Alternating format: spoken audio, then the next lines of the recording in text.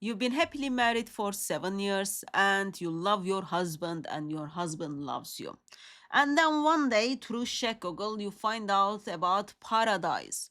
And you find out that he won't be yours alone. Not only that, you are told you won't even feel bothered by it. So let me ask you, is that actually the fulfillment of love?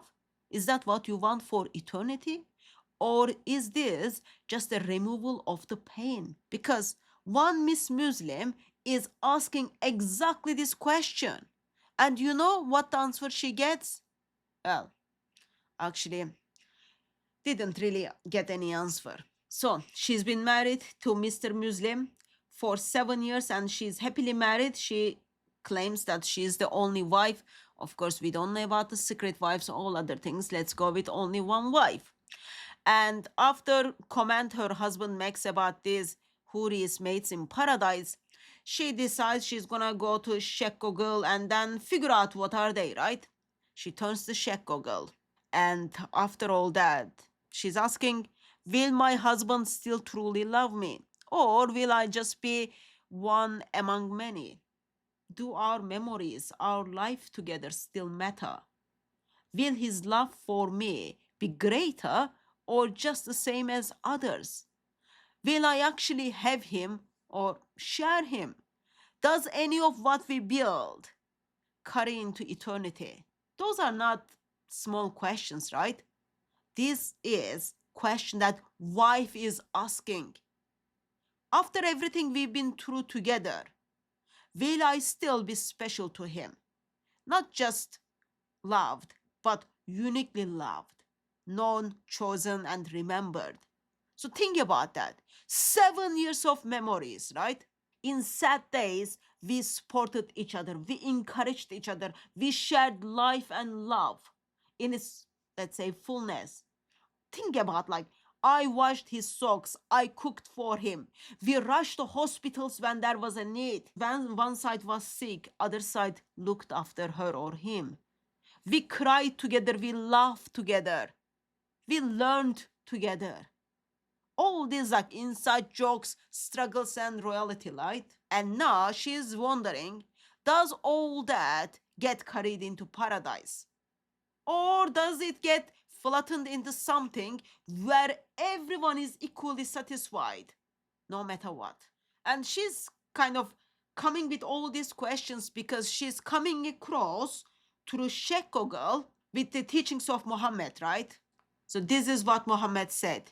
No woman offends her husband in this world, but that his wife among Al-Hur, Al-Ayn says, do not offend him. May Allah kill you, for he is only with you for short time and will soon leave you and come to us.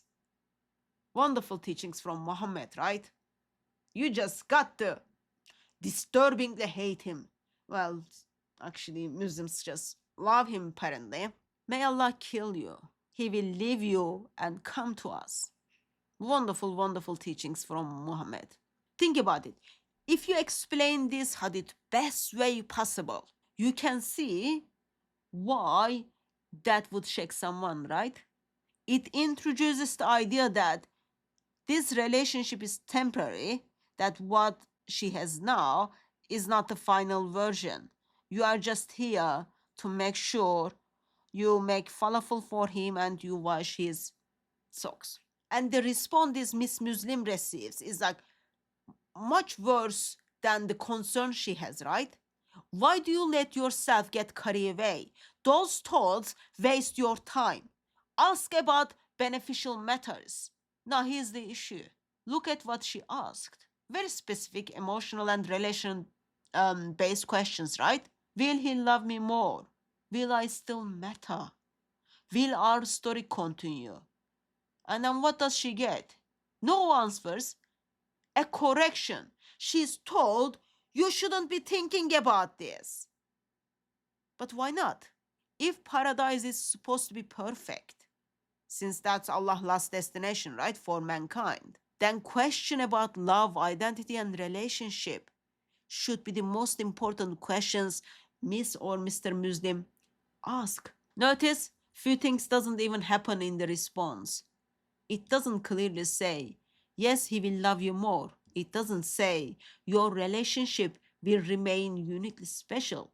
It doesn't explain how shared memories carry on. Instead, it simply shifts the focus. Don't think about it. Focus on your good deeds. Yeah, continue to wash the socks. Continue to make biryani. Yeah, it's all fine. You know better than me. That is not an answer.